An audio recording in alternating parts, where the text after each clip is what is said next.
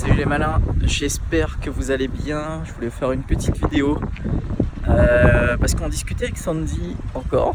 On fait des masterminds tout le temps avec Sandy dans la voiture sur le comportement humain, le business, enfin, de toute manière générale, les décisions, pourquoi les gens y réussissent ou pas. Et là, regardez cette belle petite voiture. C'est la voiture qu'on a là parce qu'on a déposé la nôtre en révision. Je vais vous montrer un peu parce que franchement, elle est cool.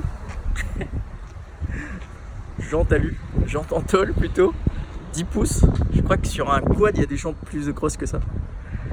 Et voilà quoi, petite Citroën, non, c'est pas une Citroën, Chevrolet Spark. Il y a juste le nom qui est stylé parce que ça fait un peu Transformers. Spark, je sais pas si vous vous rappelez de Transformers. Moi je kiffe le nom. Donc voilà.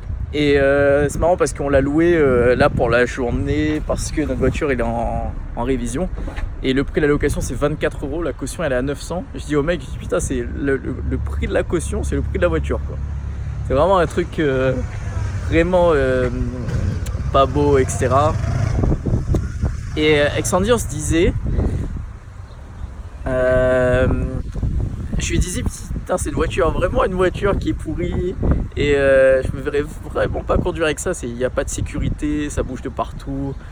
Si tu prends un trou, tu perds une jante. Voilà, c'est chaud. Et avec Sandy, on se disait, et elle me disait, je sais pas si tu réalises, mais des gens en fait, ils roulent comme ça, dans une voiture comme ça toute leur vie. Et je dis, ouais, effectivement, c'est vrai qu'il y a des gens qui roulent dans une voiture comme ça toute leur vie. Et du coup, je me suis dit,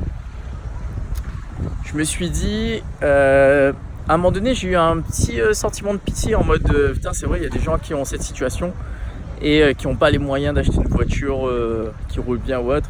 Après, je me suis dit qu'il y a un truc qui est simple, c'est que ces gens-là, ils n'ont pas pris la décision de réussir. Et s'ils roulent dans cette voiture-là où ils n'ont pas les moyens, ils n'ont pas le style de vie qu'ils veulent, c'est vraiment un choix qu'ils ont fait de ne pas avoir ce style de vie-là. Et dans la vie, il y a un truc qu'il faut comprendre, c'est que vraiment, c'est uniquement une histoire de choix.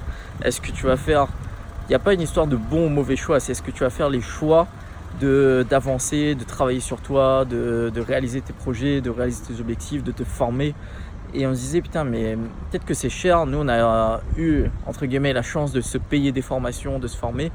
Mais la vérité, c'est que même pour 20 €, tu peux acheter un livre et que ça change ta vie, que tu puisses devenir meilleur, gérer mieux tes finances, commencer à investir, améliorer déjà ton état d'esprit. Dis-toi que l'état d'esprit, c'est déjà 95% de réussite en fait. Souvent, on dit que c'est 95% d'attitude et 5% de travail effectif.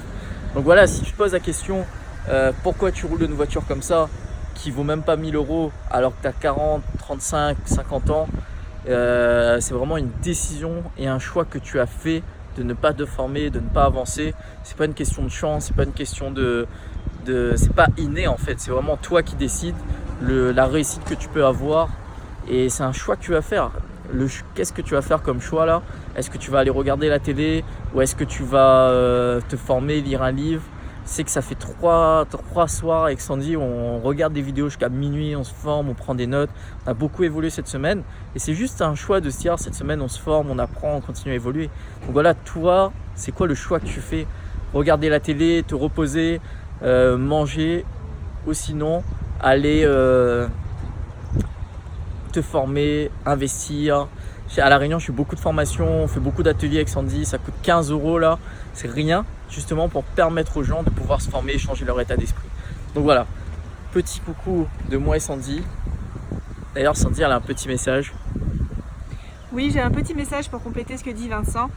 C'est que justement, peut-être que tu te dis j'ai pas besoin de choses matérielles, que j'ai pas besoin d'avoir une belle voiture, d'être en sécurité et tout.